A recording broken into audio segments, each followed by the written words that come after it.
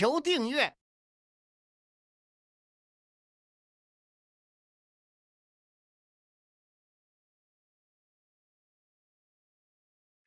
心头，等我挣够10万块钱就回来娶你，这个你先收着。对了，你把这个拿上，在外面千万别苦了自己。我等你回来。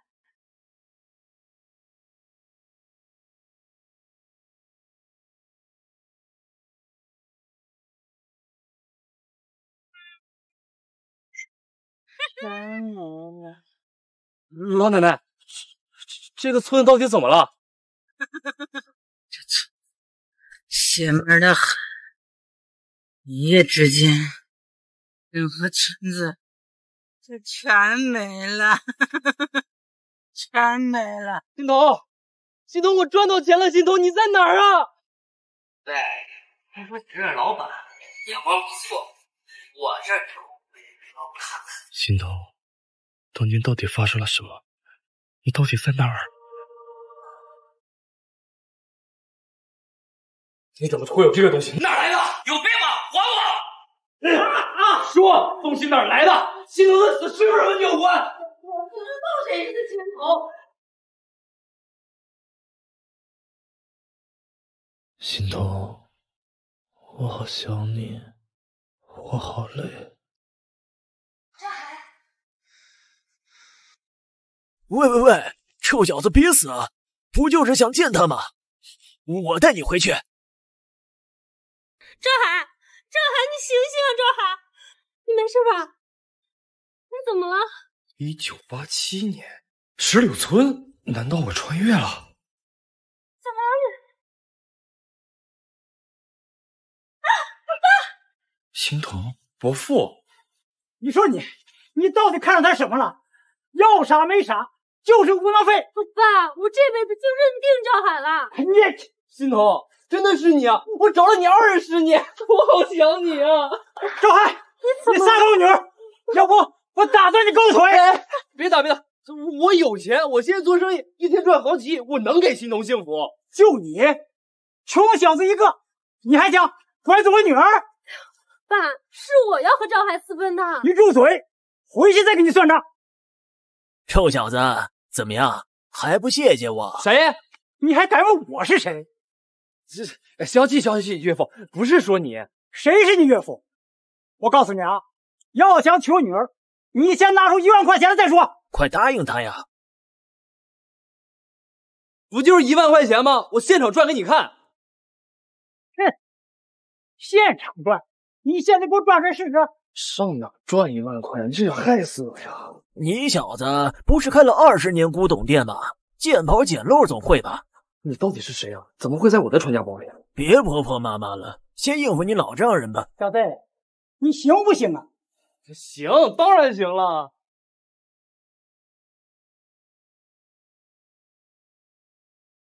哟，你小子眼光不赖呀！老板，这个多少钱？2块钱拿走，我还以为你有多大能耐呢。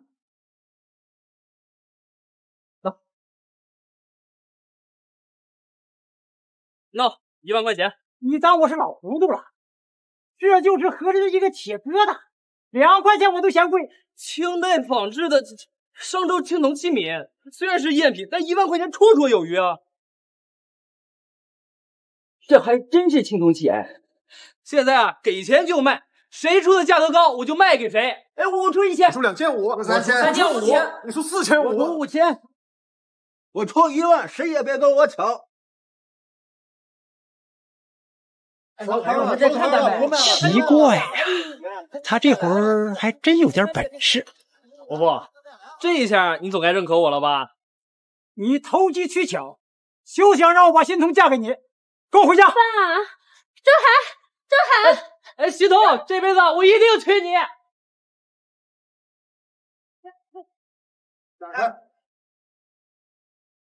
小海，你小子挺神气的呀！什么时候还钱？你们是谁啊？我不认识。跟老子玩失忆是吧？找我打。田东军，兵哥，得，你死对头来了，你自个儿应付吧。赵海，想跟黄心彤私奔，也不看看自己什么德行。钱东君，老子现在不怕你。小子有种，那就还钱吧。利滚利，一共2万块。我只借了你3千，哪来的2万？军哥说2万就2万，少他妈废话！哈，我想起来了，你钱东君是16村出了名的高利贷。本金3千，利息1.7万，白纸黑字，你亲手写。我如果不还呢？不还？敢跟我这么说话的，你是第一个。还啊！为什么不还？你小子现在欠一屁股债，还挺骄傲是吧？金安，开玩笑嘛，咱俩20几年交情，我能不还吗？怎么还？是这样，现钱肯定是没有，我在集市上淘古董，赚了还债怎么样？他说帮你淘古董，你脑子坏掉了吧？哼，在军哥面前班门弄斧，不知道军哥的鉴宝本事呢。正是因为知道，所以才用这个办法呀。哼，行啊，那你要是亏了呢？亏了你就把我这双手剁了，我绝对不追究。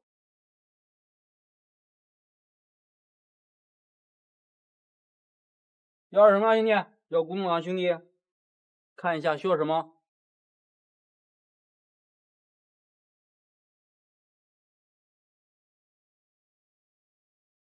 青哥，都在这儿。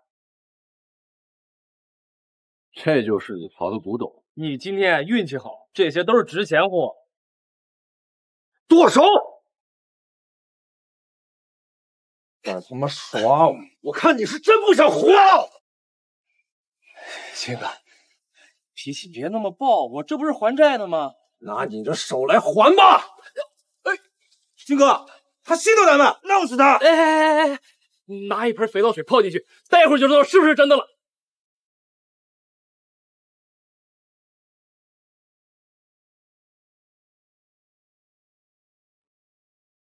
光绪13年的宫廷银雕展得仔细看。乾隆造型坊的青铜玉面镜，军哥，你看这些东西够还债的了，你们就在那儿慢慢看吧。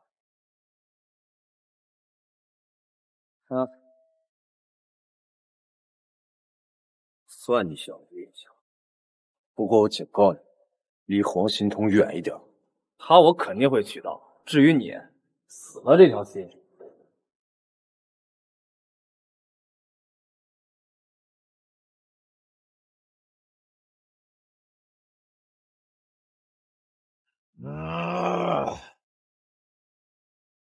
老子上辈子建了20年的宝，这天底下就没有我没摸过的宝贝，跟我斗！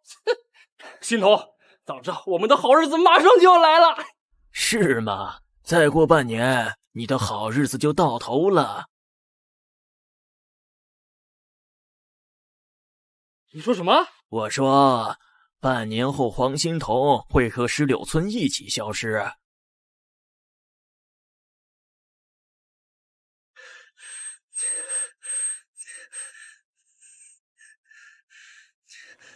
你为什么会知道这些？20年前你离村的时候，把我交给黄心彤，这些是我当年一起经历的真相。你是谁？我就是你啊！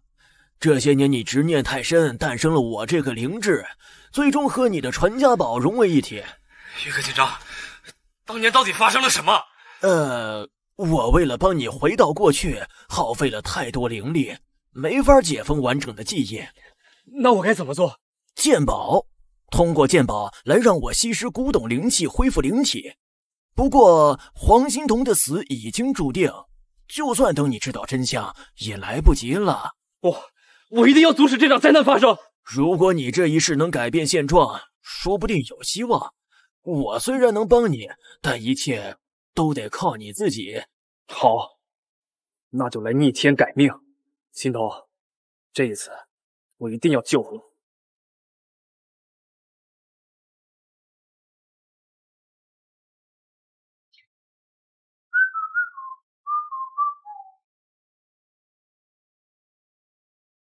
又来了！哎呦，太响了，快让我抱一下。哎，别闹，我爸还在屋里呢。行头，你放心，我一定会赚到钱回来娶你的。你今天怎么跟变了个人似的呀？那我等你。建国叔，建国叔，我是真喜欢欣桐。你真喜欢也不行，没本事赚钱，你让欣桐跟着你过苦日子。爸，我不怕吃苦啊。你住口！过几天和钱定军把这婚事定下来。爸，我就要跟赵海。赵海，你没事吧？建国叔，我会好好保护欣桐的，你就成全我们吧。那行，只要你每个月赚够10万块钱，我就同意这门婚事。爸，你这好，我答应你，但不能干那种违法犯罪的营生。没问题。欣桐，等我。你说我要是赚钱娶了欣桐，是不是就可以改写历史了？是这个道理没错，不过你还是先琢磨怎么一个月赚10万吧。那还不简单，你就看我怎么赚钱吧。到时候你也能跟着沾沾古董的灵气。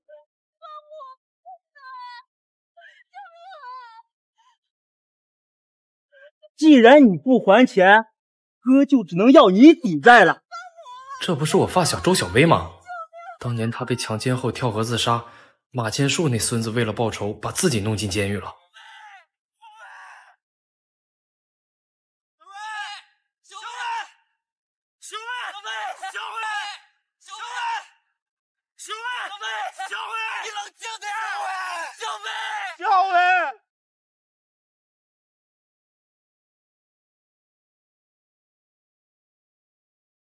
不行，不能再让这样的事情发生。啊！救命啊！不要！放心，哥保证让你醉生梦死。你们放过我吧！求求你们放过我吧！救命喂！别怕，我是赵海。赵海，他欺负我！臭逼哥们儿，老子弄死你！李大鳄，你别太得寸进尺，信不信我报警？哼！这荒郊野岭的，你试试。喜欢逞英雄是吧？今天就让你看看老子怎么上着这娘们儿！李大鳄，老子操你祖宗！李大鳄，你他妈再敢碰小薇一下，我他妈赔死你！我错了，放我一马，以后不准再找小薇麻烦，滚！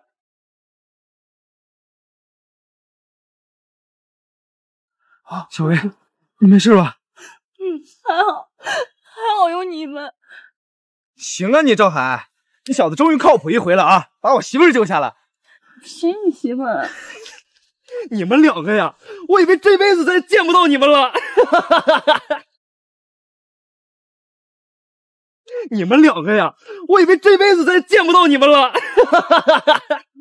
赵海，你怎么了？我们不是都在这儿呢吗？对呀，你小子抽什么风？赶紧撒开！这没事，就是看到你们太高兴了。不是，咱仨认识10几年了啊！你这小子，你矫情什么呢？不说这个了。小薇，刚才那是怎么回事啊？还不是因为我爸酿酒赔了钱，没钱还，李大就把我骗到这里，然后……小薇，没事，钱的事交给我。行了，就你那兜比脸都干净，你想什么办法？要不你去城里亲戚家躲几天？可这么躲着也不是办法呀。好了，还钱的事我包了。得了吧，你这都跟我的差不多，咱俩半斤八两。你信不信？哥1个月就能挣10万。10万？菜炒好了。赵海，你老实说啊，这家里是不是有宝贝啊？行了，你别翻了，这家里比你脸都干净，赶紧坐下吃饭。那你打算怎么还钱啊？做生意呗，你们就是合伙赚钱分红，等赚了钱，我还要娶欣桐过门呢。哎，你小子终于知道干点正事了。那你说说，咱们干什么生意？先吃饭，吃完饭我就带你们去。欣桐，待会儿你就别跟着了。还吃啥？赶紧走，现在就走。干生意，快快快，走，不吃了，走，快！我们这是要去哪儿啊？找钱呢？找钱？赵海，你靠不靠谱啊？这上哪找钱去？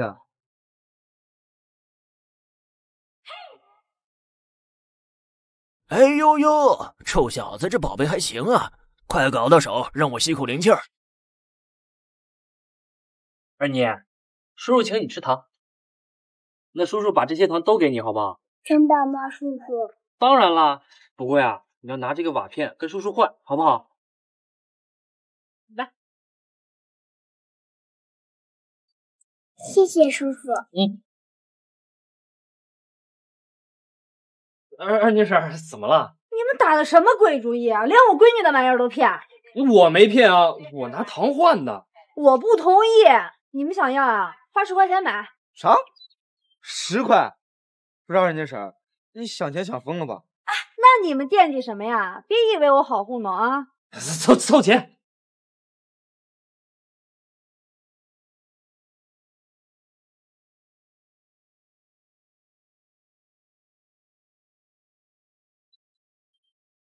一群傻子。这古董灵气对我灵力恢复还是很有效的，不过这乾隆年的宝贝还是差点味道，但也够你换几个钱了。赵海，你这葫芦里卖什么药啊？10块钱呀，就买了个这破瓦片啊？是啊，这怎么看也不值钱呀。谁说不值钱了？这回啊，咱们赚大发了。走。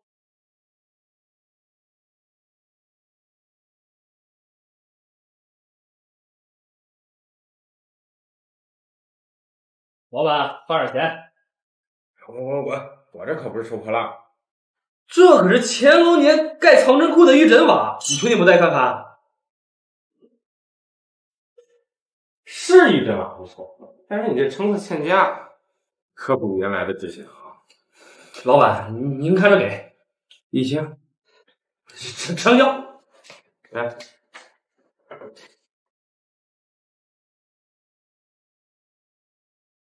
你真是神了呀，哥！10块钱换1000呀！哎，你是怎么看出来那瓦片是古董的呀？玉枕瓦呀，容易氧化起垢，并且使用时间太久，普通人啊就看不出来了。啊，你还会鉴宝呢？以前也没见你露过这本事啊！这些钱你们收好，以后啊，你们跟着哥就赚大钱。好嘞，哥。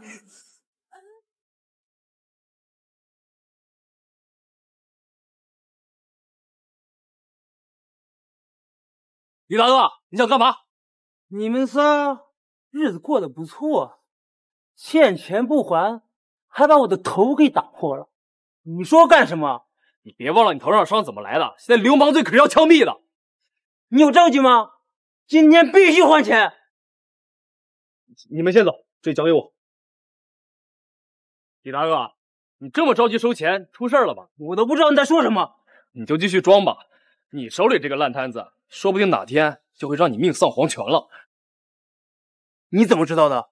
我还知道，如果你堵不上这个钱窟窿，下场会很惨，好像是脚碎了丢河里喂。别说了，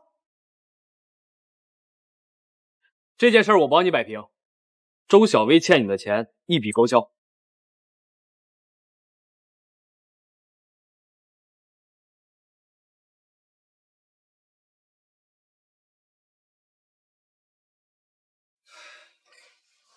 兄弟，这件事你可不能蒙我，哥的小命全在你手上了。放心，咱们各有所需嘛。你给我说说到底怎么回事？我老板喜欢收藏古品，我为了讨好他，自告奋勇帮他淘宝，可谁知道全砸手上了。唉，那你那淘回来的东西呢？我看看。都在这儿了。哟，这李大鳄本事可以啊，一件真货都没有。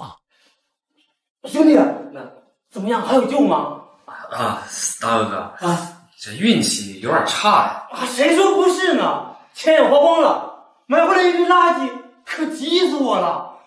啊，这家倒是真的，不过就是个古董耳子，要是能找到它的大件儿，那可就值钱了。大哥哥，你这些东西都是从哪儿买回来的？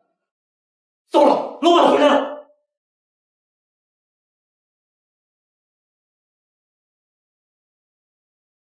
你在这干嘛？赶紧给我滚！是你，我过会儿就走。九哥，你不是去市里了吗？怎么提前回来了？少他妈废话！你淘的宝贝呢？让我看看。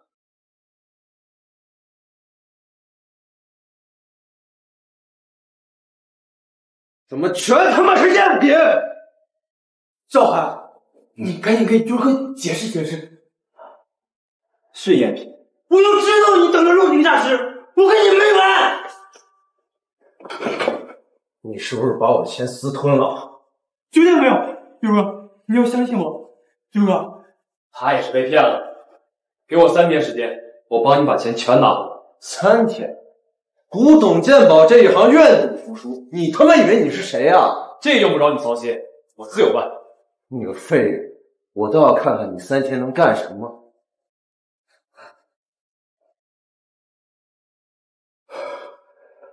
吓死我了！这钱我们该怎么要回来啊？明天带我去找卖给你赝品的人。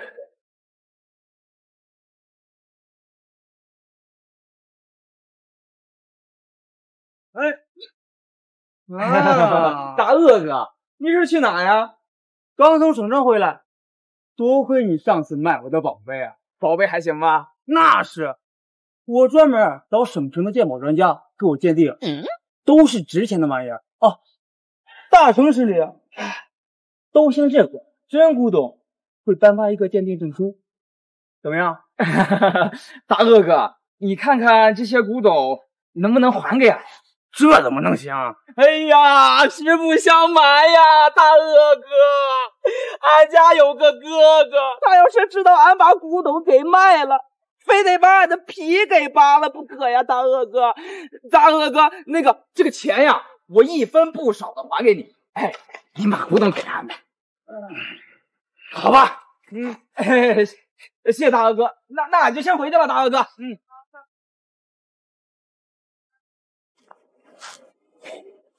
兄弟，你就是我的救命恩人呐！行了，说好的，周小薇欠你的钱一笔勾销。放心，放心。行了，回去吧，我还有点私事。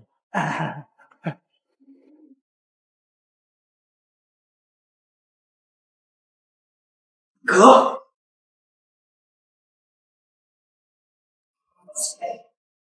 发财？发什么财？这不是你转出去的货吗？怎么收回来了？你看，这是省城专家给出的鉴定，你看俺的货呀，已经可以以假乱真了。个蠢货，这就是假的！假的？人家省城的鉴定专家能看出真假？你个蠢货！这个狗日的李大鳄，俺这就去找他算账！回来！本来卖的就是假货，人家不找你麻烦就好的了。怎么就着了他的道了？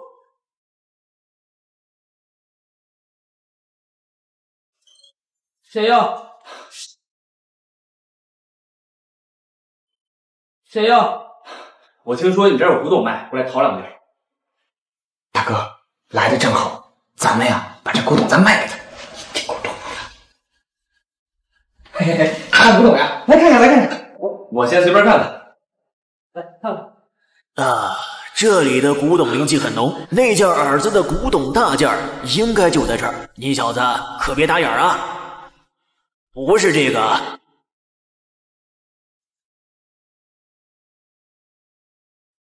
你拿的都是些什么破玩意儿？再往那边看看。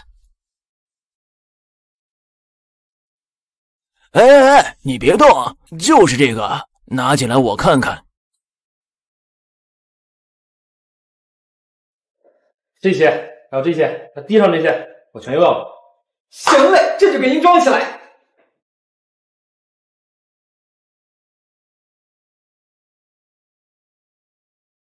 你们这些东西是赝品，可能是赝品，不可能。知道这些古董是李大鳄买给谁的吗？专场老总钱东军。如果让钱东军知道你们卖假古董给他，以他的脾气，肯定会报复你们的。你是钱东军派来的？哎呀，当然不是。钱东军我已经帮你们先稳住了，他不会找你们麻烦。那你来这是收古董啊？这些东西我全都要。不过这赝品的价格嘛，好说。哎呀，好说。哎，我还有一个问题啊，你们俩兄弟这锻造手艺这么好，为什么要卖赝品呢？不瞒你说，我们祖上呢也是打造古董制器的，可到了我们这一代没生意做，只能是造假为生啊。这是你们按照这个图纸帮我把这个古董仿造出来。难倒不难，就是有啥用呢？你们呀，就只管仿制，这件事办成了，我保证你们能去省城将祖传手艺发扬光大。这件古董的灵气不错，让我多稀奇。金刚，你要吸收多少的古董灵气才能解封记忆啊？早着呢，每件古董的灵气就这么点儿。欣桐，过几天有个重要客人来村里，你就陪我见见吧。什么重要客人？带我一个。陪的什么破玩意？这不是李大鳄买的赝品吗？我买回来了，大赚特赚，你的钱也要回来了。你也就这点出息了，乞丐。欣桐，明天我来接你，陪我去见个客人。好啊，去哪儿啊？到时候你就知道了，然后我就娶你。哼，欣桐，回来睡觉。我先回了啊。建国叔，你等我啊，过几天我就拿10万块钱来娶欣桐。哼。钱东军，不止你一个人会鉴宝，老子分分钟赚大钱。别高兴了，太子，想翻身没那么容易。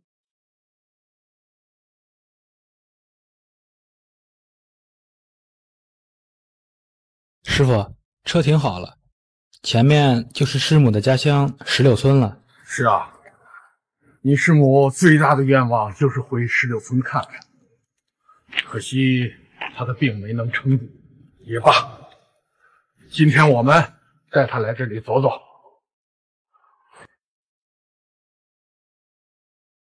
你看什么呢？欣桐，你今天真美。啊，对了，你要带我去哪儿？今天啊，省城来了一位鉴宝大师，你去拜会一下。鉴宝大师？怎么村里没有消息呢？人家行事啊比较低调。走。哎，军哥，赵远那小子竟然牵了嫂子手走，我去教训他。算了，这次来的是省城的范教授，你们给我好好招待。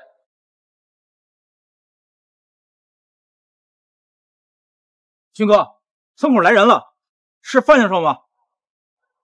都给我机灵点，出了岔子饶不了你。是。师傅，有人拦咱们，看样子是迎接您的。奇怪，我的行程没有跟任何人说。范先生您好，我叫钱东军，听说您来石榴村，冒昧给您接风洗尘。钱东军，你怎么知道我来这里啊？啊，我也是从省里一个朋友打听来的。实不相瞒，我也是做鉴宝的，所以格外仰慕您。好，谢谢你啊。我想自己转转。好，那我在后面陪着你。看，那位老先生啊，就是范教授。这省城来的人气质就是不一样啊。可是咱也不认识人家呀。没事，待会儿就认识了。怎么又有一个拦路的呀？去，让开！赵海，我给你3秒，赶紧给我消失！我和欣桐是来接客人的。你能有什么客人？难不成范教授就是你客人？哎，说对了，范教授，别来无恙。你是？范教授，我叫赵海，和您爱人素萍夫人有些交识。你认识我爱人？您爱人啊，之前是石榴村人，小时候还照顾过我。这么说起来，你也算是我的长辈。嘿，你小子说话真有趣儿。范教授，我在招待所准备了好酒好菜，咱们先过去。去我那儿吧，我给您准备了几道家常菜，正好尝尝我手艺像不像婶子的。好，我们就去你家吃。范教授，那我那儿接我的都是客，一起去吧。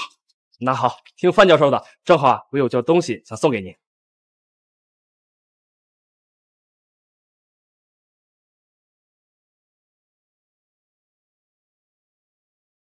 范老啊，赵海，你就拿这些破玩意儿招待范教授？哎，我觉着这个倒挺合我胃口的。范教授，您快尝尝。哎，赵海啊，你还没介绍这位姑娘是谁呀？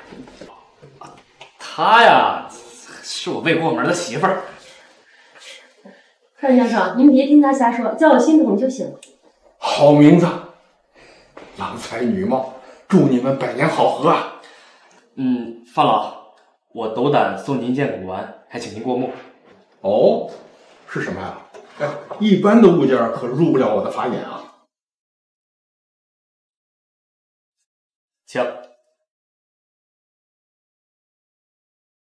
范教授，您还认得这件古玩吗？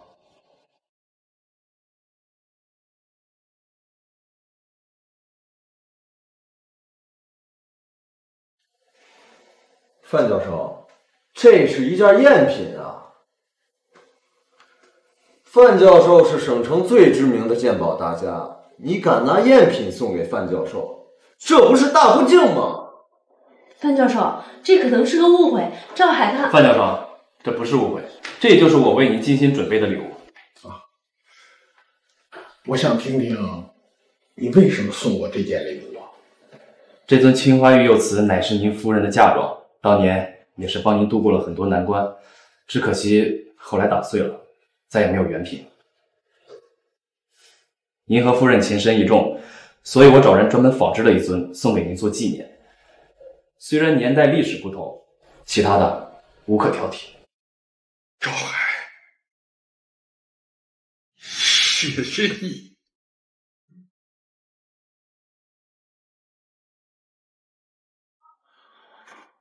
当年呐，我还是个穷小子，要不是靠这个嫁妆啊，日子都过不下去了。您觉得这件瓷器的仿古手法怎么样？温润复古，神似合一，手法很不错。谁做的？给您做这件瓷器的两兄弟，祖上是做古董锻造的，只可惜现在难以生计。这不是埋没手艺吗？所以我斗胆向您引荐，想让他们在您手下做事。好啊，那求之不得呀。我这边还有一件宝物想卖给您。这是婶子当年在石榴村未出嫁时的传家之物，只可惜后来在村子里丢失了，我也是偶然之下找到了。素萍生前确实给我提过，这趟我来石榴村呐，也想碰碰运气，找找这件宝贝。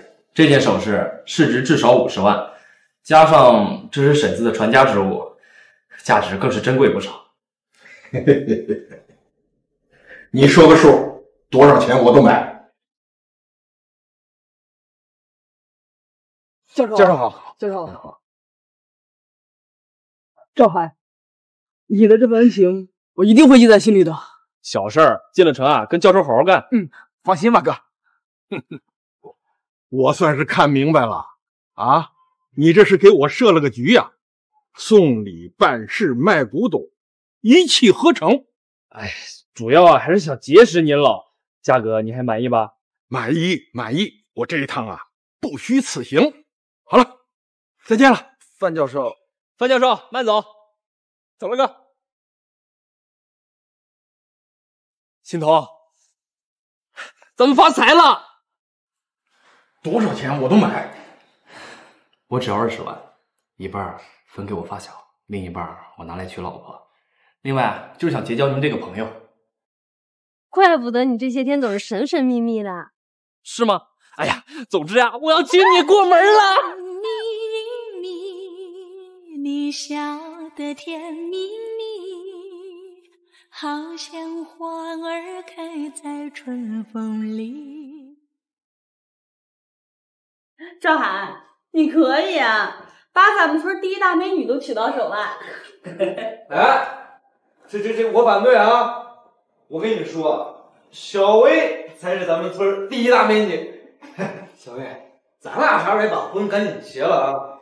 谁要嫁给你啊？嘿嘿，哎，马爷叔，你可要用心追人家，小薇可是个好姑娘。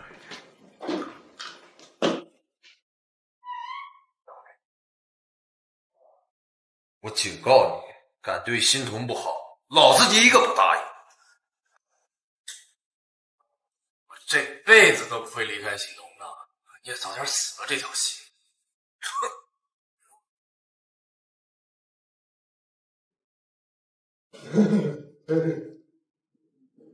哎，这时候不早了，欣桐还在里面等着呢。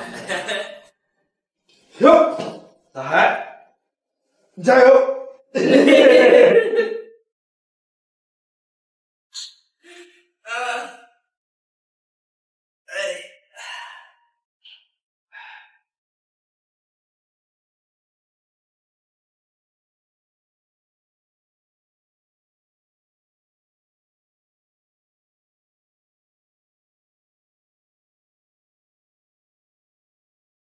欣桐，你真美。你就只会说这一句吗？现在他们都走了，接下来是咱俩的二人世界。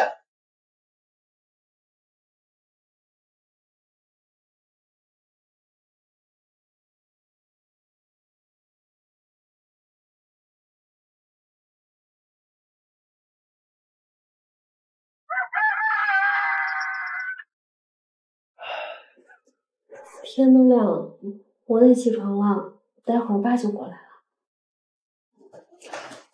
天还早，来睡会儿。你正经点。赵海，哎，爸，你来了啊！爸，坐。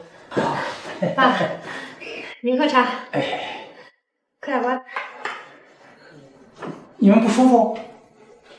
没有。没事儿，我就是过来看看。赵海啊，爸，您说。以前我不让你接触欣桐，你不恨我吧？爸，没有，我绝对没有那么想。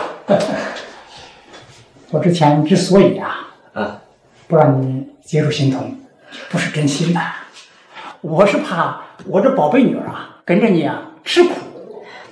现在看到你拼命的赚钱，人也老实，所以我就放心的把欣桐托付给你了。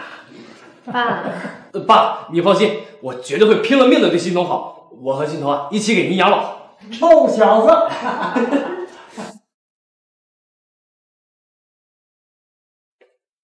请问黄欣桐女士在吗？请问黄欣桐女士在吗？我是。等等，你是谁？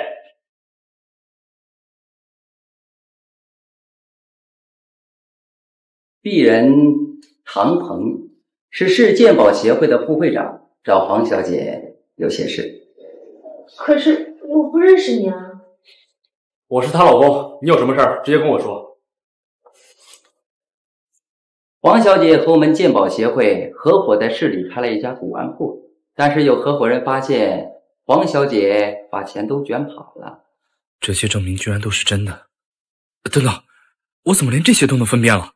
那个省城来的鉴宝大师一身的古董灵气，我趁机滋养了一下，所以你的鉴宝本事进阶了。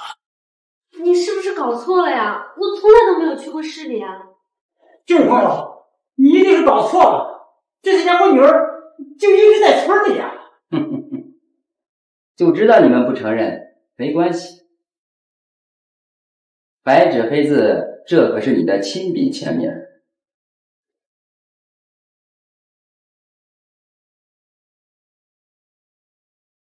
你一共卷走了我们合伙人300万的钱，今天如果不还，我就只能报警处理。300？我没拿你们的钱。拿没拿可不是你们说了算。朋友，你一定是搞错了。赵海，你赶紧看看这是不是真的呀？爸，这合同是真，上面是心彤的亲笔签字。你看还是有明眼人的。常会长，你给我点时间了解一下情况。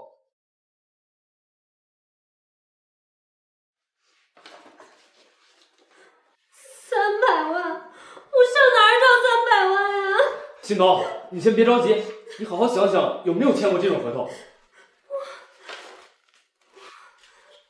我想起来了，是大伯，他之前好像让我帮他签过几个文件。黄建军，他不是早就出国了吗？这几年他根本就没回来过。是啊，我也纳闷呢。但是大伯当时说他是特意回来办事儿的。心彤，好好想想，你签的合同是不是这个？好像是。大伯他当时跟我说，他做生意需要添家里的联系人，好像签的就是这个。这个不是联系人，是责任人。赵海，这到底是怎么回事啊？心头大伯他早就出国了呀。爸，只有一种可能，建金伯根本没有出国，他就在市里做生意。黄建军，你坑我女儿，你造孽呀！商量好了没有？这钱谁还呢？唐会长，在市里开古玩铺子的，是不是一个叫黄建军的？不认识，我只知道大老板写的是你媳妇儿的名字。和你合伙开古玩铺子的是心彤的大伯，他根本没有去过市里，心彤被骗了。我管你大伯二伯的，今天必须还钱，不然就送你们去坐牢。好，这钱我来还。你来还？好，你先跟我说说你怎么还。3个月内还清300万。3个月？哼，到时候你早跑了吧？我不会跑。你们这些骗子啊！我这就报警送你们坐牢！你干什么你？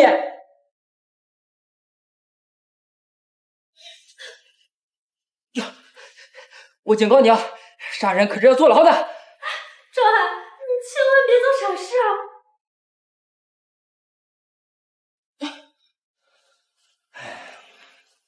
！300万一下给不了你，3个月内还清很合理吧？好，没问题。再说了，如果到时候我证实是被诱骗签字，你反而拿不到钱。是，起来吧，君子协议，3个月后来拿钱。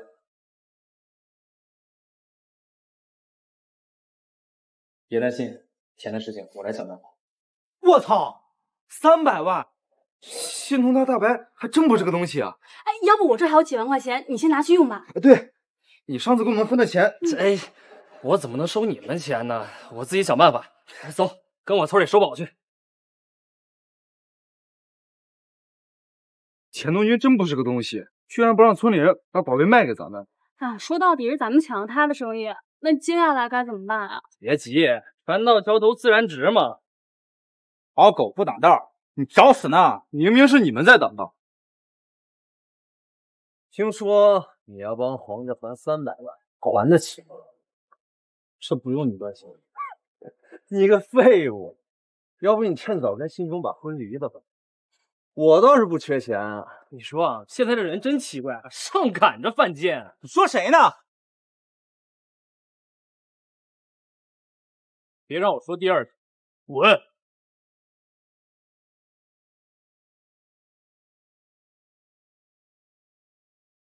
韩会长，卷走你们钱的那家人就在16村。300万，我看你怎么还。心彤，你也别太烦心了，赵海他一定有办法。都怪我不好，给了他这么大的压力。清章，现在鉴宝赚钱的路子都被堵死了，你给我指条明路呗。啊！你当我是神仙呀？我上哪儿给你找300万去？自个儿琢磨。你不就是神仙吗？再说了，帮我不就是帮你吗？找到古董了，你也能尽快恢复灵体，不是？行吧，行吧，我想想啊，今晚有大雨，你现在就去村外10公里的石花沟守一夜。愣着干嘛？快去啊！马金树啊，跟我走。哎，这么晚了，你们俩干嘛去？你们吃吧，晚上我们就不回来了啊！我说赵海，这晚饭也不吃，咱来这干啥呀？寻宝啊！你也没发烧啊？这儿哪有宝贝啊？哎呀，你快坐下吧，今天晚上咱就在这儿等着。哎呀，这万里无云的，别说下雨了，这蚊子还这么多，哎呀！再等等。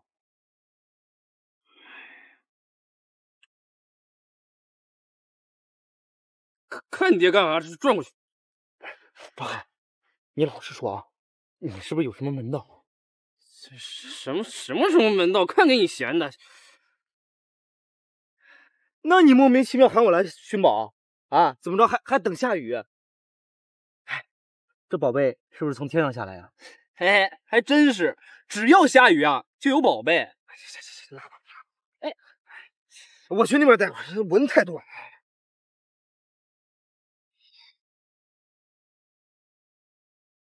哎，亲张，你到底靠不靠谱啊？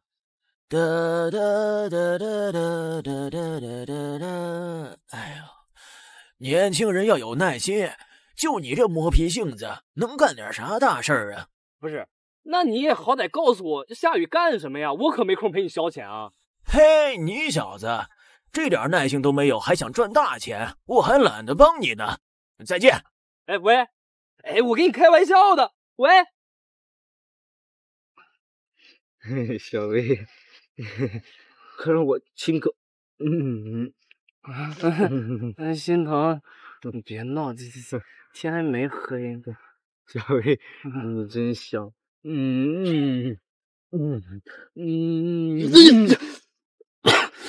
谁打我？没人打你啊？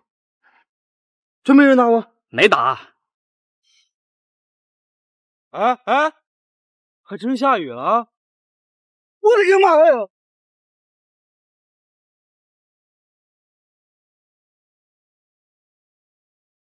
哎呀，哎，赵海，你小子可以呀，还真是料事如神。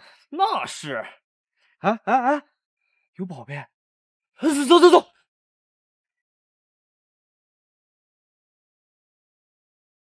赵海，这山沟里还能捡着宝贝呢？应该是下雨顺着河流冲上来的。行啊，你小子！哎，你说，你是怎么知道的？别问了，快弄回去，别被别人看见了。金哥，毛手，没教过你吗？对不起，金哥。怎么了？我看赵海从湖里翻出不少宝贝。你在哪儿看见的？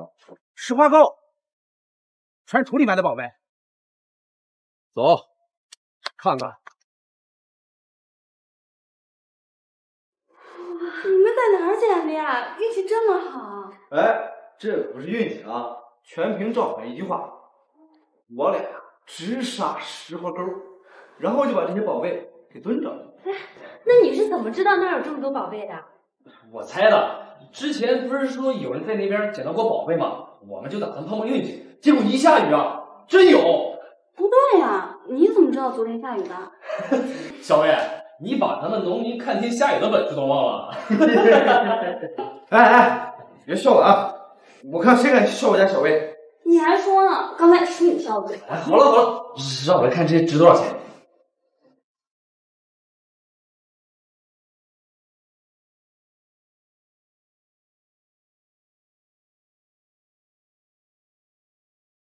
嘿，不错，这玉佩上面居然是藏宝图，这可是好东西。你也看出来了？你说什么？啊，没事。我说赵海，你小子看半天了，看出什么门道没有？啊，这玩意儿值多少钱？还在看，别急。我怎么看不出这藏宝图在哪儿呢？这你能看出来就有鬼了。玉佩只有一半，等你找到另一半再说。那你能看出这藏宝图里的东西值钱吗？你小子怎么张口闭口就是钱？肤浅。不过都专门打造一个玉佩当线索了，宝贝肯定不会少，说不定古董灵气很足啊。行，不管了，先收着。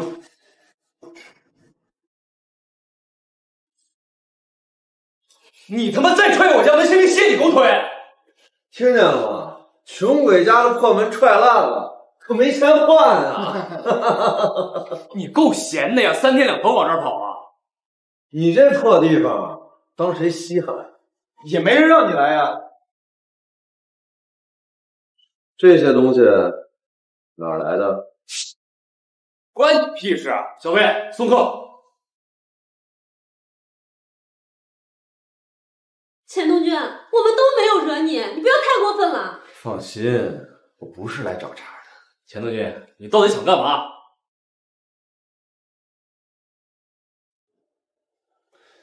这些货昨晚在石花沟捡的吧？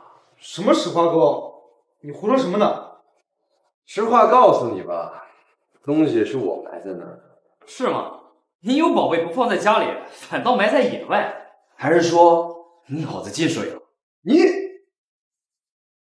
我乐意。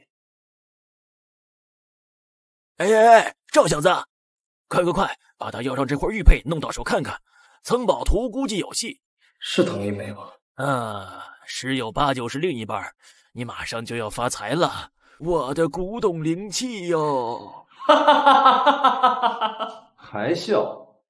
这些东西还是不还？我如果不答应你，不答应，那我只能告诉全村人了，毕竟欠者有份儿。钱东君，你可真卑鄙！我倒是无所谓，但是没钱，我看你怎么还清这300万。行，那我们做个交易，也别见者有份了。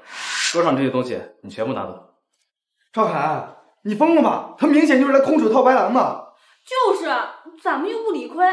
按理来说，这野外捡的东西，谁捡到就是谁的。好了，他都来了，他不拿到好处，你觉得他会走吗？算你识趣儿。你想怎么交易？拿你腰间那块玉佩跟我换。有意思。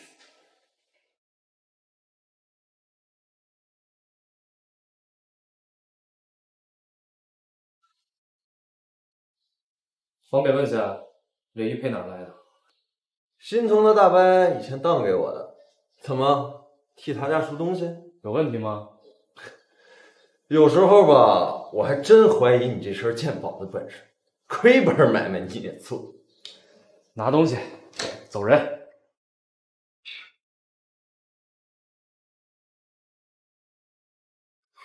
蠢货。心疼，你看那男人，这用到哪出啊？哎呀，没事啊，他呀就那样。赵海，你图什么呀？他都欺负到咱们头上了。哎，你说错了，钱东君啊，这是给咱送财来了。哥，你说赵海是真傻还是假傻？我们随便一炸，东西到手了。当然是真傻了，拿这么多古董换个玉佩，一个玉佩得值多少钱？不对劲儿，他为什么偏偏要换那个玉佩？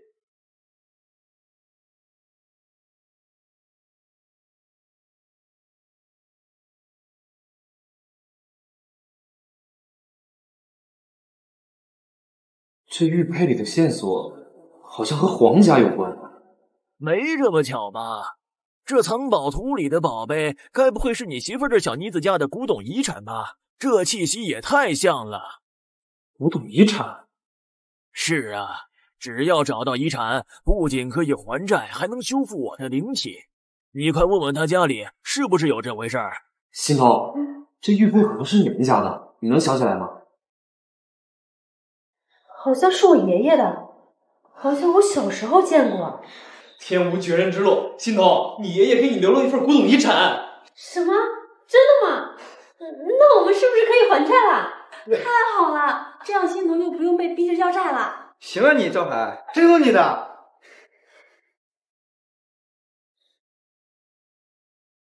皇家遗产。军哥，人我给带回来了，在市里找到的，费了老大劲才找他。东军，你就放过我吧，欠你的钱我一定还。建军叔，你说啥呢？您可是我长辈呀。东军，你再给叔点时间，叔有了钱一定还你。听说你家老爷子留了一份古董遗产，你回去一趟，我就有钱了。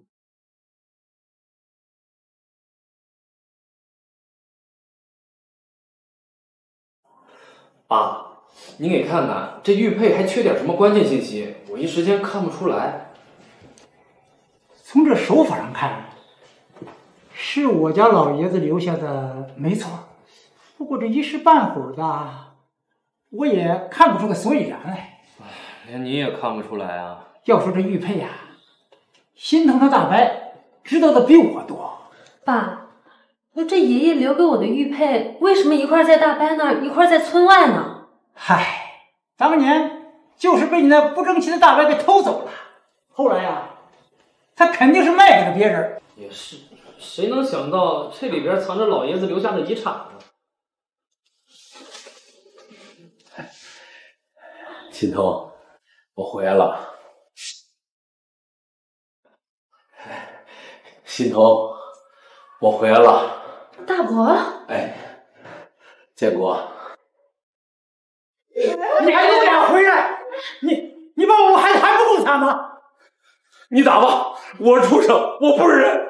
我当然要打死你！哎，不，消气消气，别拦他，让他打吧。不，我还是迫不得已呀。狗屁！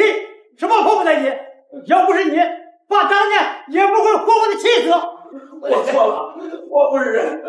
爸爸，我对不住你们。大伯，你别这样。爸，不管怎么说，你先饶了大伯吧。造孽呀！哼！你快起来吧。起来了。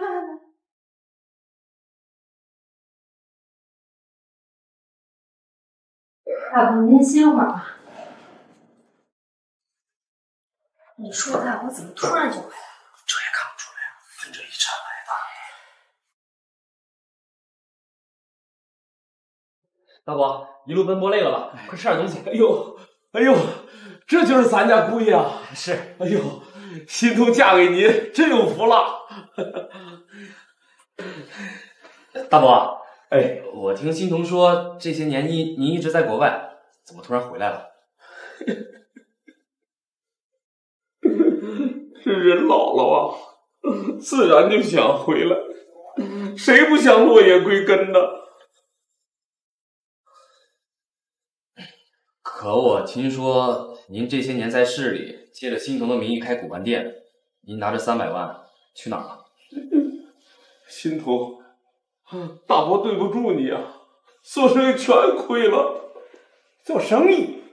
你是赌博全输了吧？哼！任你怎么骂，我认了，反正钱还不上。大伯，这对玉佩你还有印象吗？这怎么在你手里？您别管我哪儿来的，你只要告诉我这个玉佩的来历。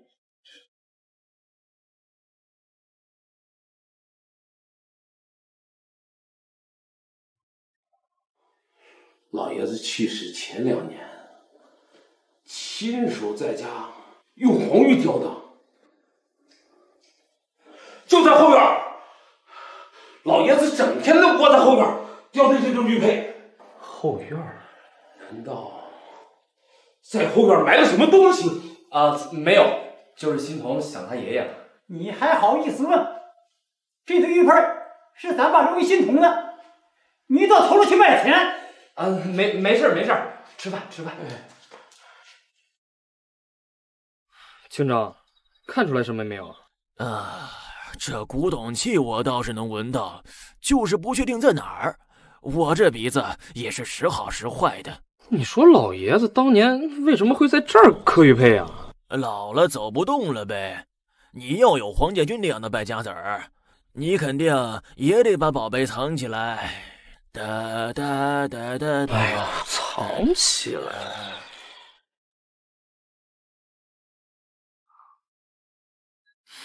藏哪儿了呢？小海，哎，小子，找到了，古董在那边。欣桐，找到了，找到了！找到什么了？你爷爷给你留下来的古董啊？真的吗？你爷爷留下来的古董就在那儿。你怎么知道的？你老公我有本事呗。太好了，那这样以后我们就有钱了。哎呀，你俩差不多行了，臭屁什么呀？隔墙有耳。怎么了？这件事先保密，有人盯着咱们呢。哎，你说这件事不会被我大伯知道吧？谁知道都没有用，你的东西谁也拿不走。走。哎，这大晚上的你干嘛去啊？咱们给他来个障眼法。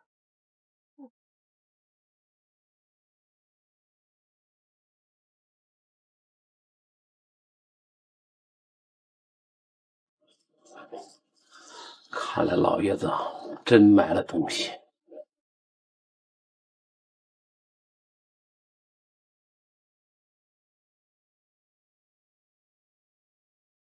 大晚上的这么黑，要不咱明天再来吧？没事，那宝贝，咱们先藏那儿。东西就先放这儿了，走吧。军哥，他们往那边走了。他们肯定找到遗产了，跟上去。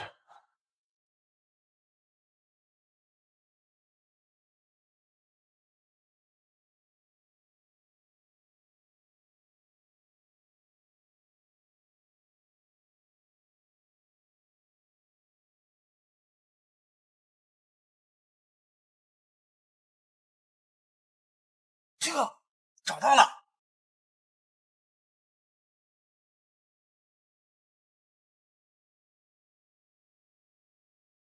赵海，我看你这下拿什么还债？住手！这是我们家老爷子留给我的，谁让你们拿的？你说是你家的就是你家的，别他妈挡道！真有你来，把我大伯和钱东军都骗了。那个墙角啊，正好藏那几件古董，干脆让他们狗咬狗。哎，你说这么闹下去，不会出事儿吧？不会，他们都心虚。走。你钱东军，我说你怎么让我回来？干脆你早就算计好了。再胡说八道，老子打烂你的嘴！你试试，没大没小的，谁也不许拿。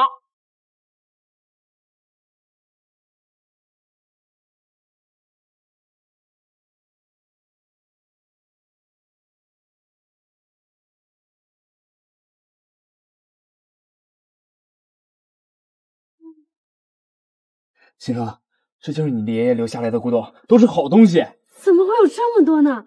我从小到大还没见过这么多古董呢。有了这些古董啊，咱们就能还清那300万了。这太不可思议了，太好了！好强的古董灵气，简直就是风水宝地。小子，你先别乱跑啊，让我在这儿好好吸吸灵气。接下来该怎么做？不要让别人打扰，我要在这里恢复灵体。鑫童，这件事先不要外传，你先回去。那你呢？我在这里待一会儿，一会儿就去找他。啊，好。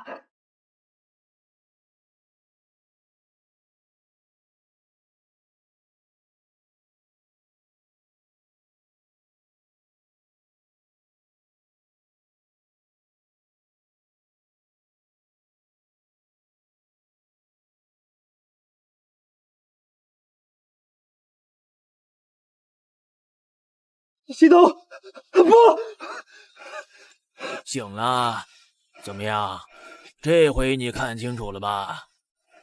这就是当年心东身亡的真相吗？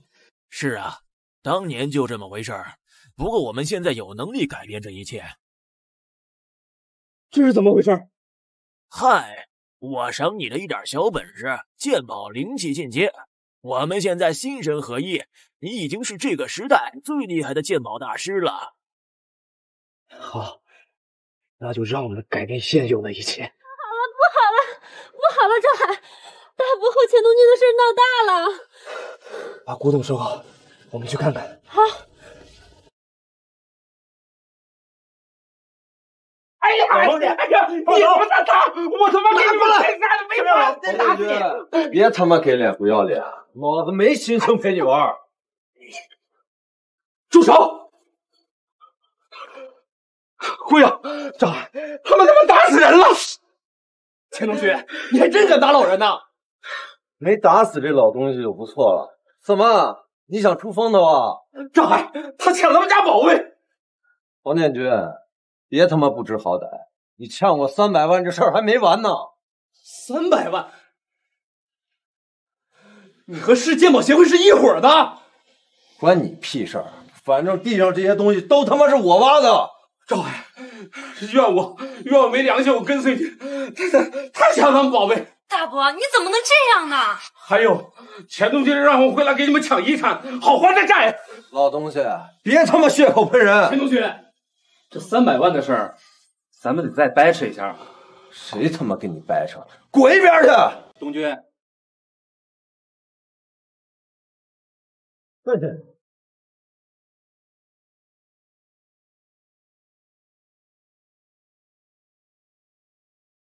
是你。你认识我？您怎么来了？来收债。范会长，黄建军，你还是这副德行啊！嘿嘿，范会长，都给您，都给您，早交出来不就完了？是，不见棺材不落泪啊！是。哎，那个范会长，您这儿还有别的事吗？那300万什么时候还？他们帮我还。我和唐鹏副会长约定好了，3个月内还清，现在还没到日子呢。唐鹏也得听我的，我要让你现在还呢。范先生，你看，这就是黄家的古董遗产，普通货色，而是皇家遗产。赵海，你敢诓我！明明是你打老鼠算盘，惦记别人家东西。这位就是市鉴宝协会的会长范良德先生，也是你们的债主。我听明白了，你们是一伙的。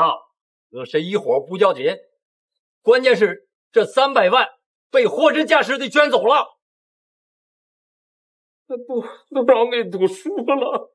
大伯，300万你都输光了。吵也没用，还钱！急什么？又不是不还。乡巴佬，知道300万是什么概念？你还得起吗？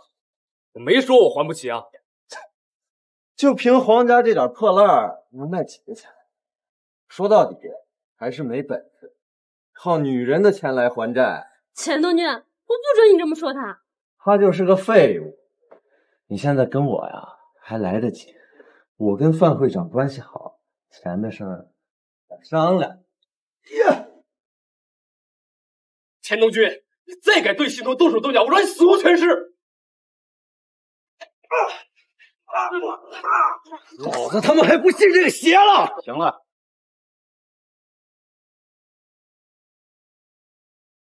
他们这么有底气，说明找到遗产了。我说呢，我这就去看看。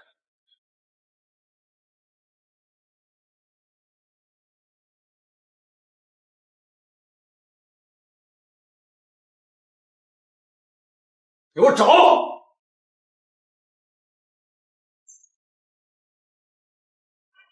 你们干什么？钱东军，你到底干什么？给我出去！老东西，老子心情不好，别他妈找痛快！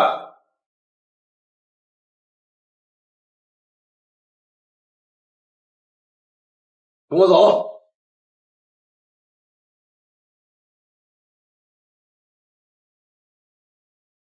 秦哥都在这儿了。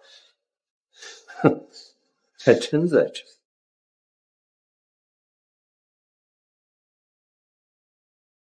300万古董拿去抵债，现在我们两清了。算你小子越强。走。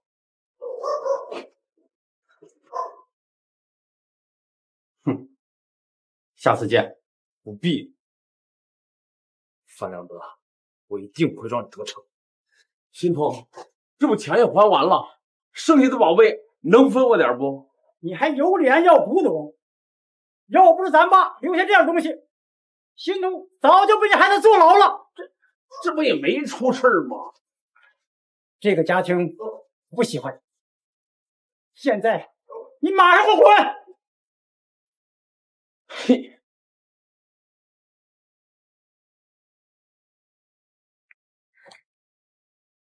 大伯，我在你行李里面装了几件古董，不到万不得已，千万不要再卖了。还有，千万不要再赌了。心痛，大伯对不住你呀。没事的，我走了。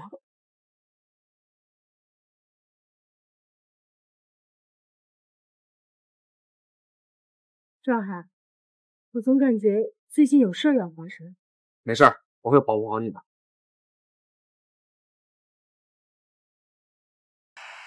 原来在这儿，我苦心研究了这么多年，终于被我找到了。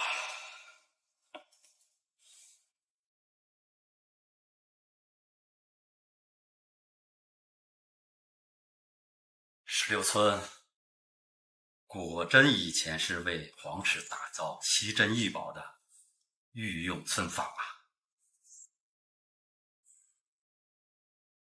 看来这个巨大的藏宝库就埋在16村下呀。范先生，敲门。您看我给忘了。您看什么呢？哎，别怕。哎，听您的。哎，说起来，我这身鉴宝的本事还都是您教的，我能有今天啊，全都多亏了您啊！你跟我干了这么多年，在16村收了这么多古董，也挺辛苦。瞧您说的，您是我恩人啊！想不想赚大钱？想啊，怎么赚啊？哎呀，范良德已经来了。你说接下来我们应该怎么办啊？现在咱们已经改写了历史轨迹，未来的事情也预知不到，只能走一步看一步了。吃饭啦！哎，来了！赵海，前2天来村里那个范良德，说什么要在村里建那个加工厂。建加工厂？对。不能让他建加工厂，快走！哎，你们干嘛去？小薇，你留在这里陪心头，一定要寸步不离。好。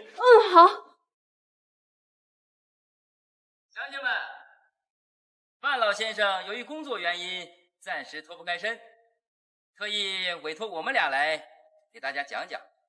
大家都知道，范先生是咱们市里著名的企业家，这次来16村就是为了带领大家发家致富。好。范先生准备在咱们这儿建加工厂，到时候大伙在家门口就能赚钱了。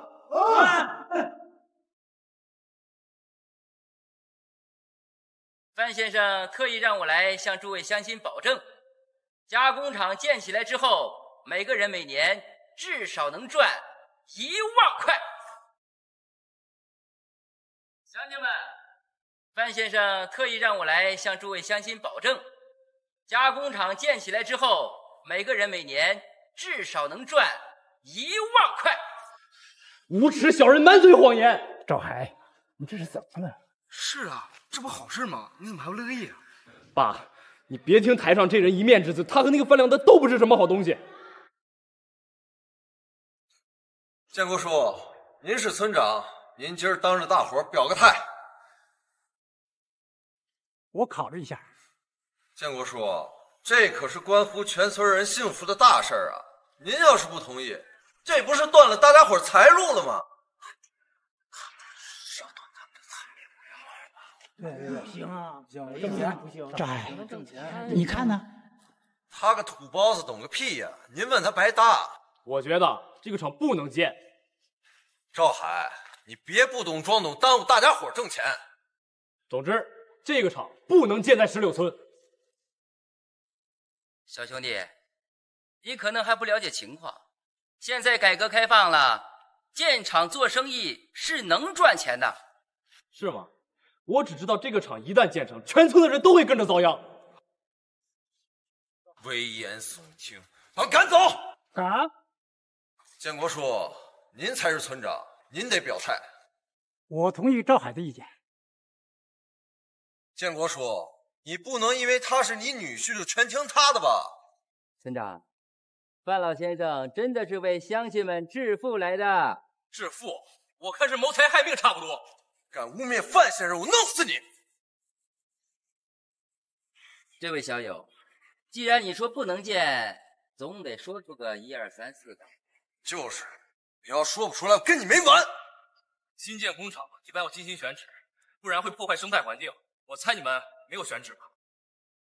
还有，建了工厂，污水废气往哪里排？受到污染的水源和空气，你们打算怎么处理？工厂建起来，就意味着全村人都要跟着吸废气和受到污染的水源。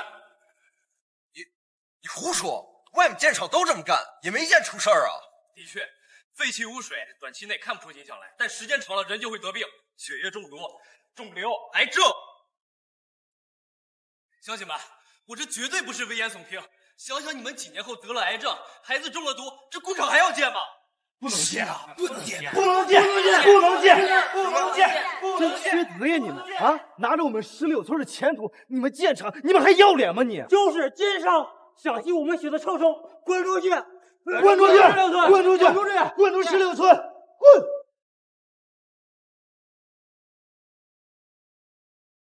妈的，厂子让他这么一搅和，全黄了。赵海这个人见识不小，不像你们村里的人水平。我也觉得奇怪啊，这半年他跟变了个人似的，不知道坏了我多少好事儿。办厂子还得从你们村长下手。今天跟我们讲环保那个赵海就是村长他女婿，这事儿怕是行不通了。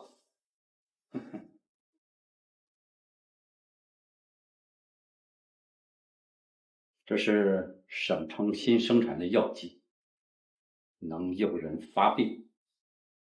死了也查不出原因。您的意思是？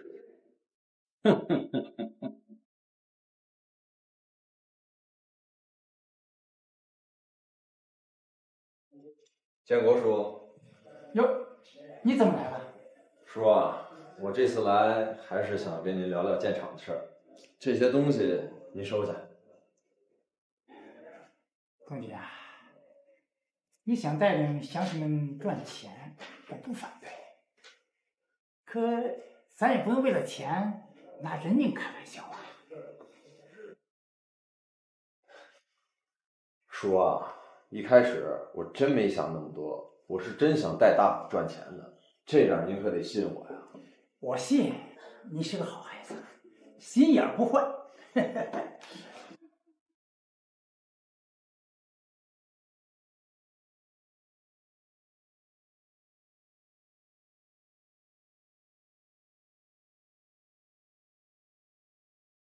叔啊，所以这建厂的事儿是没得商量了。这事儿我得听我姑爷的，你也得听。下午赵海说的呀，挺有道理的。是叔，您教训的是，回去我跟范先生好好说说。您喝水。好。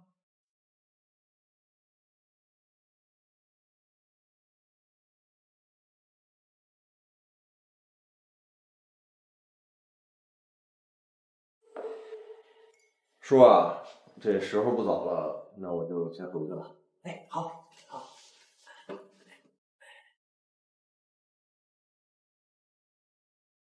老公，没想到你这么有本事，这建厂的好坏你都知道一二呢。那是，等这件事情过去了呀，我带你赚钱，然后啊，我们带着村子里的每一个人赚大钱。老公，我果然没有看错人，这爸要是知道了，肯定高兴坏了。你要是再生个大胖小子呀，爸更高兴。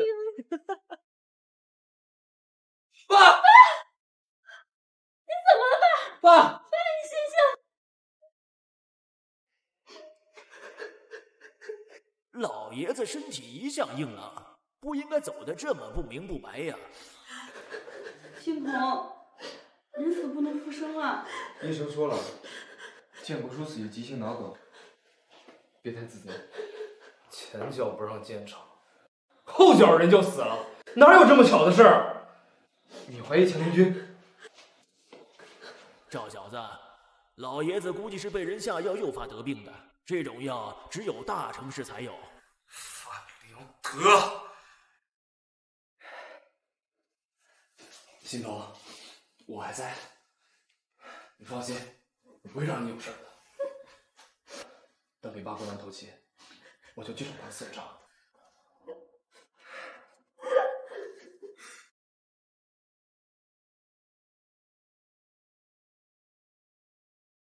村长死的还真是时候啊！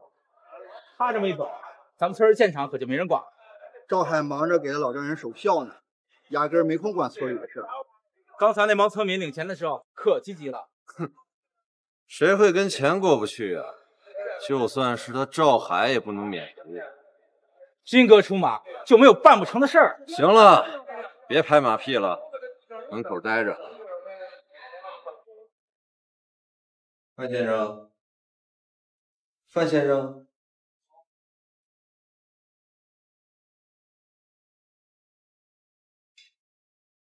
天天研究这些古董，还没研究过。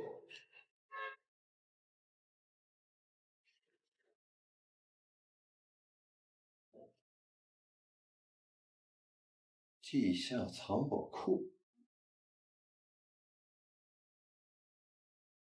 地下藏宝库，16村怎么可能有这种宝贝？等等。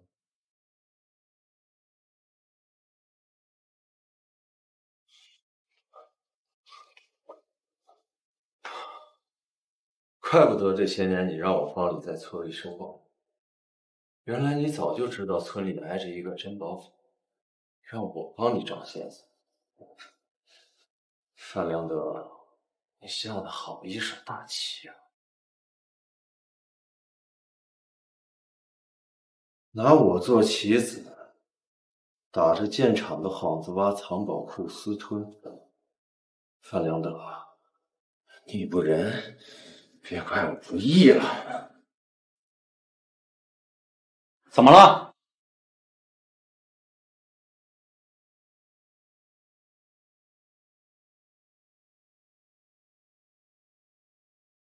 赵海，你冷静点，你没有证据，钱东军和那个老王八蛋是不会承认的。我有的是办法让他们承认，别跟着我。杀人是要坐牢的，你站住！就算坐牢，我也要让那帮孙子付出代价撒手。行，你去，你丫的去了。我跟你说，我跟小月当没你这个朋友。逢年过节，你别想我去监狱看你。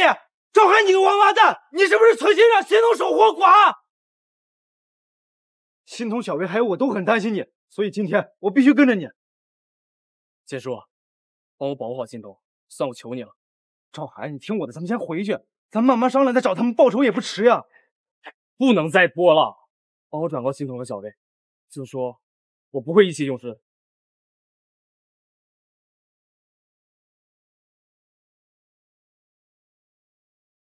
你都看见什么了？啊，没看懂。你们城里人的东西太深奥了，横七竖八的，不知道画的什么。厂子办妥了吧？啊，正要说这事儿，厂子已经开始建了，非常顺利。我来吧。等厂子盖好了，就让你当厂长。没问题，范先生，您简直就是我的再生父母。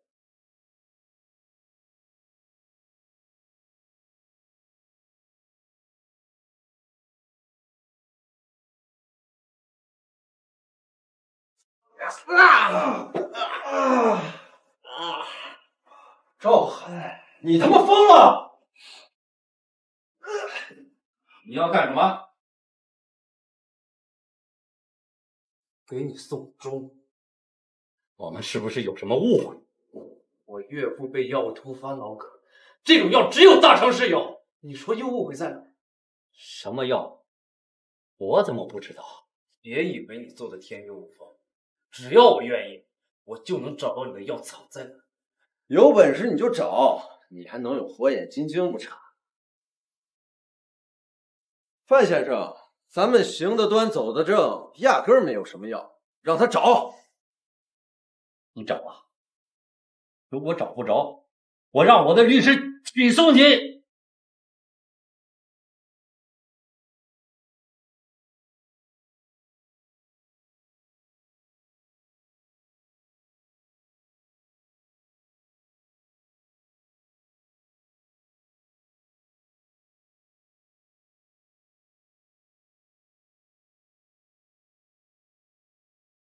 你还有什么好说的？这怎么回事？你不说没事吗？关我什么事儿？东西是从你衣服里找出来的。你敢坑我，咱们一个也别想活。实话告诉你了，黄建国是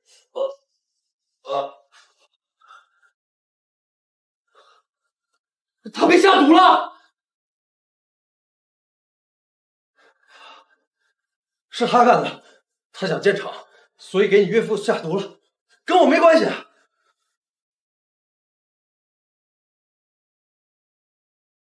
幸亏你发现了及时，药剂确实是范良德从省外购买来，他为了生意牟利，做过不止1、2次这件事。那范良德真的是畏罪自杀？目前看来确实有。你及早发现了范良德杀人的动机，并且人赃并获。那钱东军呢？他就没有犯罪嫌疑吗？从调查结果显示，钱东军不具备杀人动机。不过我们会持续关注他的。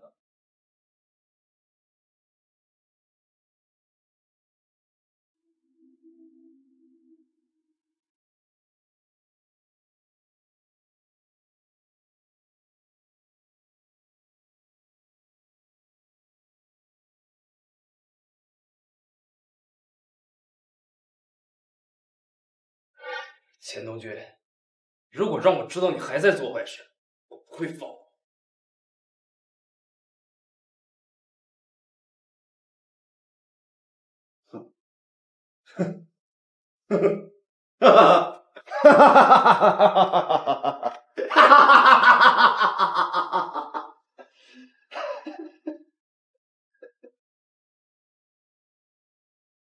小海，你等着。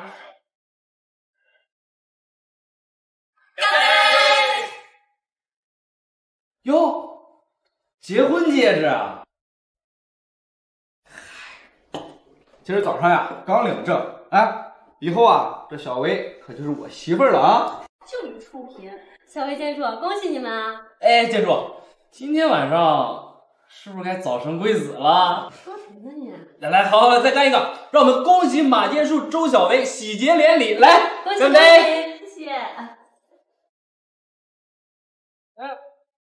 这怎么回事？地震了，师傅！来，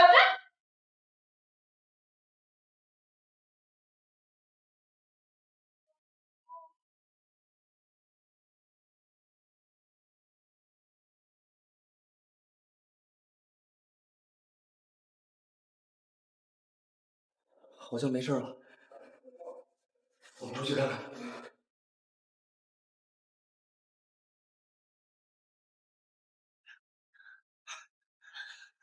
大婶儿，怎么了？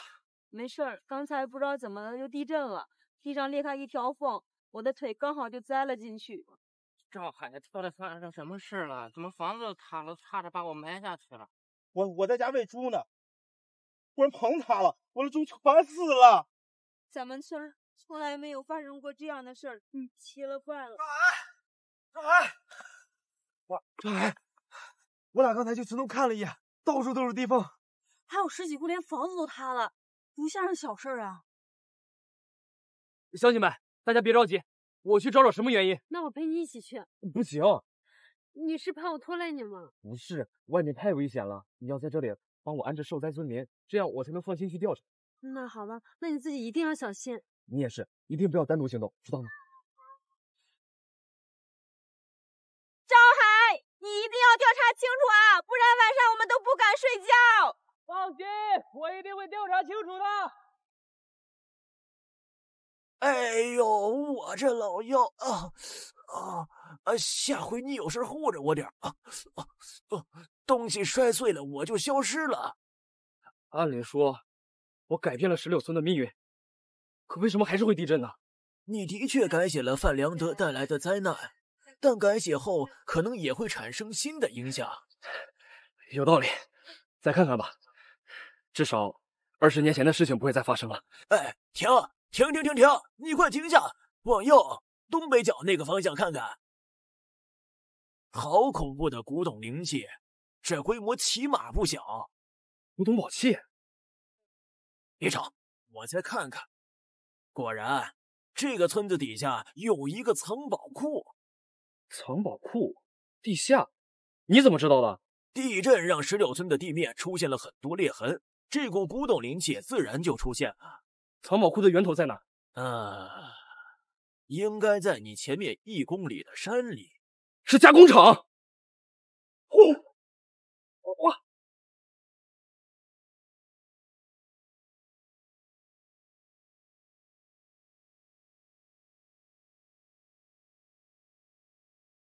赵海，你个臭小子，快醒醒！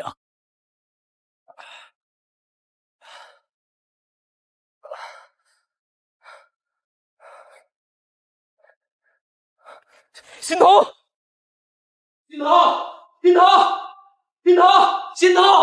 你在哪儿？赵海，我差点以为再也见不到你了。没事，我回来了。你们都没事吧？没事。赵海，这到底怎么回事？咱们村以前可是从来没有这种情况呀。村子里不能待了，你们赶紧收拾东西，带着村里所有人离开。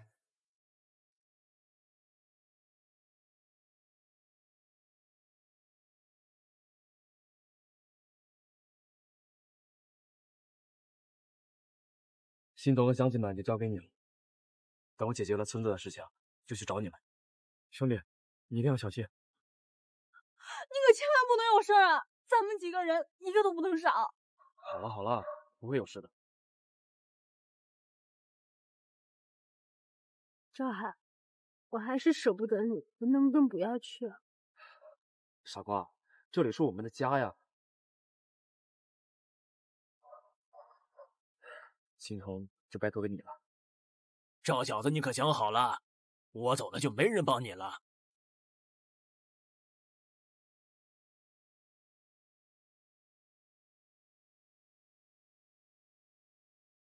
好了，快走吧。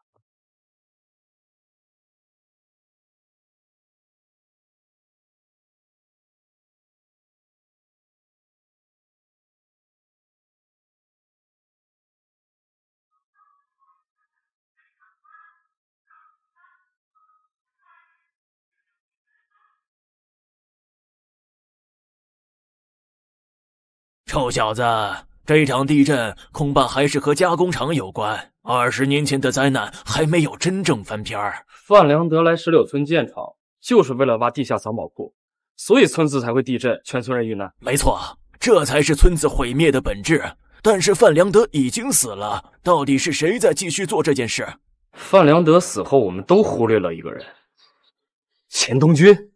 你是说他接替了范良德？不会吧？我之前看他没坏到那个地步啊。不管怎么样，先去工厂一探究竟。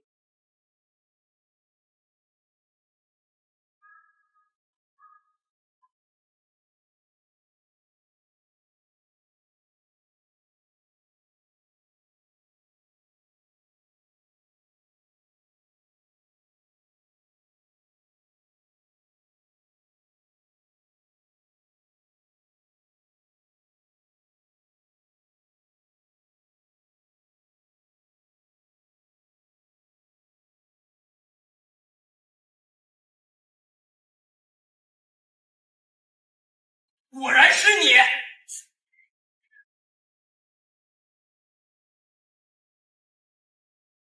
你他妈又是从哪儿冒出来？赶快滚！地下藏宝库不能再挖了，否则整个村子都会塌陷的。跟他们老子有什么关系？别他妈挡老子发财！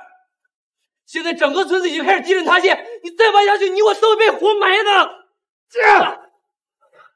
少他妈危言耸听！你不就是想独吞这批古董吗？你想整个16村为你的私心陪葬吗？糊弄谁呢？你他妈以为你是从未来穿越回来的？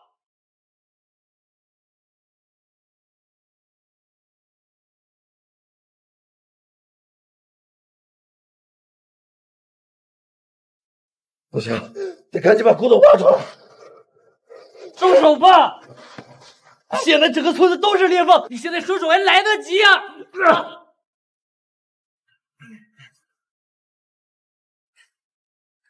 收手吧！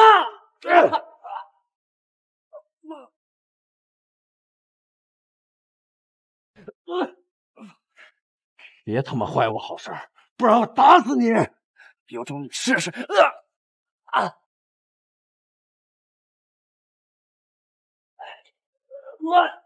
为什么要阻拦我？为什么要一直跟我对着干？因为你从来没有做过一件好事，这次也是。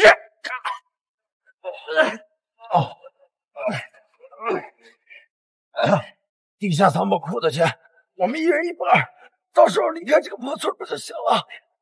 会让你和扯的这件事没得商量。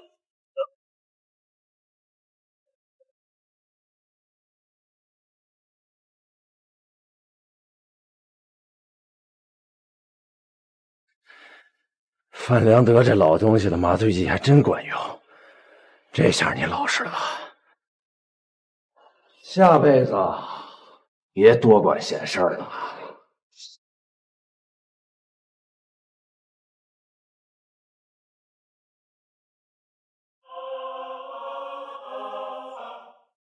周海，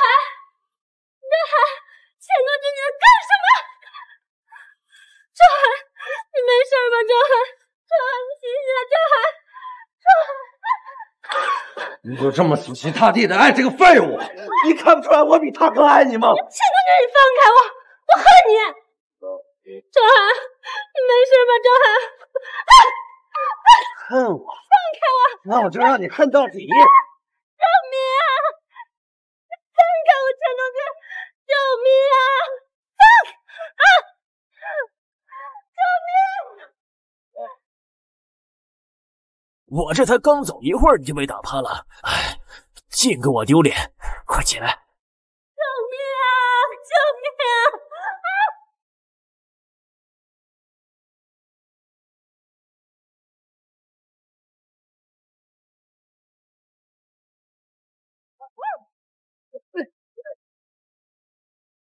周海，志豪，你怎么来了？你没事吧？我放心不下你。没事了，村子安全了。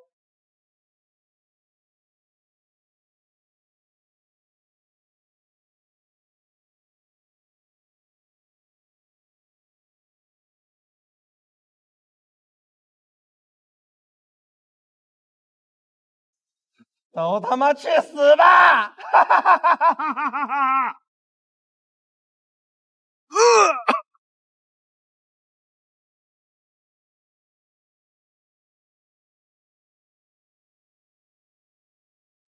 周海，这怎么回事？好怕！没事，我还在呢。你没事吧，心头？我没事儿，你呢？我也是。周海，没事吧？周海，救命啊！救命啊！没用的，现在整个村子的人都离开了。你怎么这么傻呀？我说了，这辈子拼了命也要保护你。谁要你救了？你这个笨蛋！你不也是个笨蛋吗？我都让你走了，你还偏要回来。心头，好困。你不能睡，周海，不能睡。我想周海，睡一觉。周海，你不能死啊！周海，我想跟你好好过日子。周海，你醒醒啊！周海，你不能死啊！周海，我们还没有白头到老，我们还没有看着孩子上学呢。周海，你醒醒！周海，我求求你，你不要离开我！周海，我们回到过去，重新开始好吗？周海。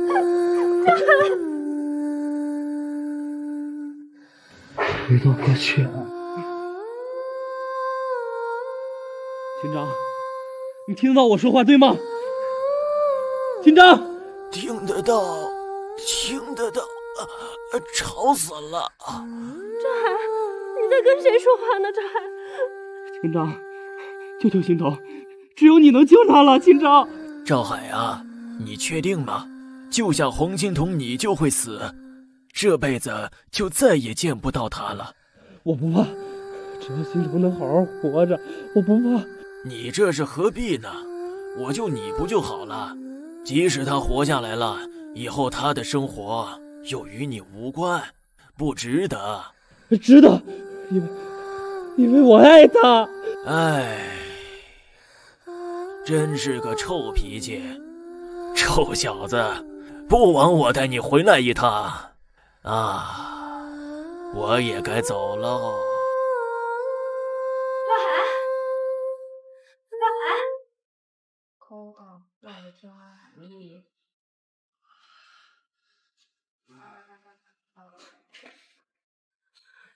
赵海，赵海，你没事吧？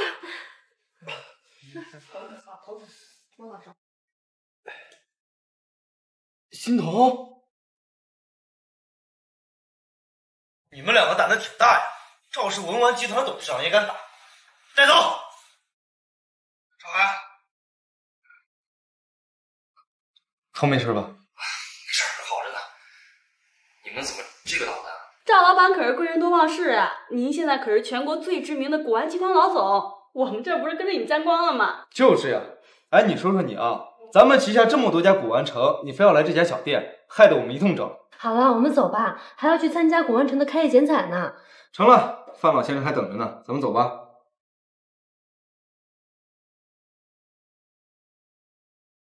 老板，帮我荐个货。心头，你先去，我随后就到。好。